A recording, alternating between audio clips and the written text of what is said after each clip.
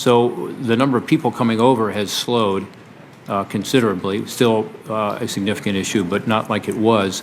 And yet, from all indications we have, the drug flow has not been reduced, even though many have linked some of the same traffickers who bring people across as bringing drugs across. Can you speak to that and talk about how these drugs are coming over? And Assistant Secretary Glau, if you'd like to speak to that, that'd be helpful to this issue. But what more can we do, of course, on the border, but also what is the relationship between people crossing and drugs crossing? Senator, thank you for the question. Just to give you the numbers from 2017 to 2019, so you know what we're dealing with on the narcotic flows. We've seen a 40% increase in cocaine from seizures at the southwest border. We've seen a 20% increase in fentanyl. We've seen a 30% increase in heroin. And to your point, we've seen a 200% increase in methamphetamine.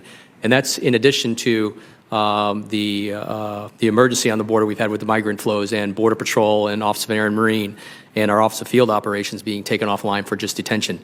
So we have a crisis at the southwest border, and it's all based on moving people and goods illicitly across the border.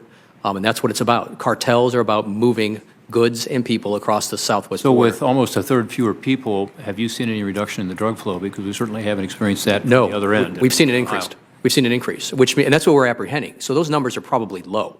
That's what we're catching. It's what else is going in. So we've seen those increases in the last 2 years. And the cartels are a sophisticated business about moving supplies in the United States. They're as good as any major business. Their profits, and it ranges largely, but they're a Fortune 500 company. And it's all about moving illicit goods across the border. And it's a sophisticated network of, and I'm sure you've heard the names of plaza bosses, which run and control what moves across the southwest border. And their trafficking supply chains and their relationships with China, which is now, so the fentanyl production is moving into Mexico, is very sophisticated, very robust, and constantly changing and dynamic. Yeah, I'd love to follow up with you on that and maybe a QFR here on the fentanyl issue. My sense is there's not a lot of production of fentanyl in Mexico, but there is processing. Senator, they're getting it just as we were getting it through the mail system, and still do, by the way. But they're getting it to Mexico, often converting it into a pill form and then sending it over. And again, a huge increase compared to even a few years ago, so a new threat on the border. But look, I think the demand side is key here. We've done a lot of work on that. We'll continue to on prevention, recovery programs, treatment. But we've got to do something to deal with the flow, too, because this crystal meth, I will tell you, in the streets of Columbus, Ohio, I'm told is less expensive than marijuana and deadly. And so we would appreciate any input you have as to how we can do a better job to reduce that supply at a minimum, not just reducing the poison coming into our communities, but reducing the impact because it'll increase the cost. Senator, I would just follow up as far as actioning this.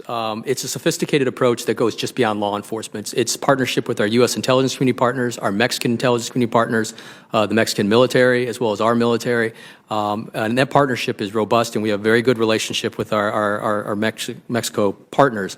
But it's really upping the game and a strategy to impact these groups that's going to have to go city by city, state by state. And as I mentioned to Chairman Johnson earlier, there are some areas that are primarily controlled by the cartels in that supply chain, and it's very sophisticated and will require a real strategic approach to how we're doing business.